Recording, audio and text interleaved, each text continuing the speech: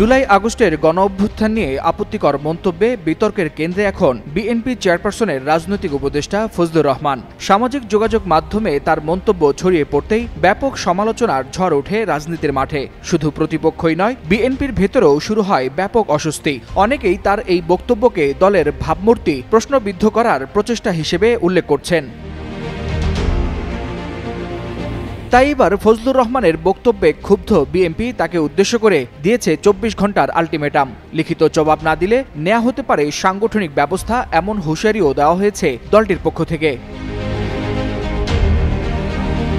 BNP chairperson Begum Khaleda জিয়ার রাজনৈতিক উপদেষ্টা ফজলুর রহমান সামাজিক যোগাযোগ মাধ্যমে গণঅভ্যুত্থানকে ঘিরে যেসব মন্তব্য করেছেন সেগুলো উদ্ভট ও শৃঙ্খলা ভঙ্গের শামিল বলে উল্লেখ করেছে বিএনপি। কুরুচিপূর্ণ ও বিভ্রান্তিকর মন্তব্য গণঅভ্যুত্থানের চেতনার পরিপন্থী, শহীদদের আত্মত্যাগকে অমর্যাদা এবং দলের সুনাম ক্ষুণ্ণের প্রচেষ্টা। ফলে তার বিরুদ্ধে কেন সাংগঠনিক ব্যবস্থা নেওয়া হবে না তা জানাতে 24 ঘন্টার আলটিমেটাম দিয়ে কারণ দর্শানোর নোটিশ পাঠিয়েছে দলটি।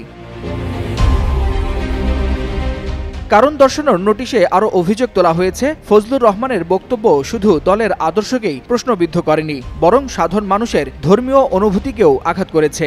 বিএনপির দাবি, জুলাই আগস্ট গণঅভ্যুত্থানে ১৫০০০-এর বেশি নেতাকর্মী ও ছাত্র জনতা প্রাণ হারান, আহত হন ৩০,০০০-এরও বেশি। অথচ সেই ত্যাগ তিতিক্ষাকে অবমূল্যায়ন করছে ফজলুর রহমান। এ নিয়ে দলের শৃঙ্খলা কমিটি সাফ জানিয়ে দিয়েছে, এ ধরনের বক্তব্য আর সহ্য করা হবে না। 24 ঘন্টার মধ্যে নয়াপল্টন কার্যালয়ে লিখিত জবাব দিতে হবে ফজলুর রহমানকে, না হলে সাংগঠনিক ব্যবস্থা নিতে পিছপা হবে না বিএনপি।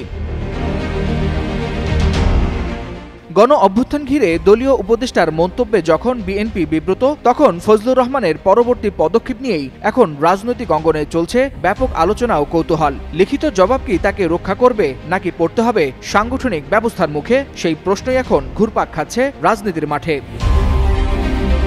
ওয়ালিউল হাসানাত, যুগান্তর নিউজ।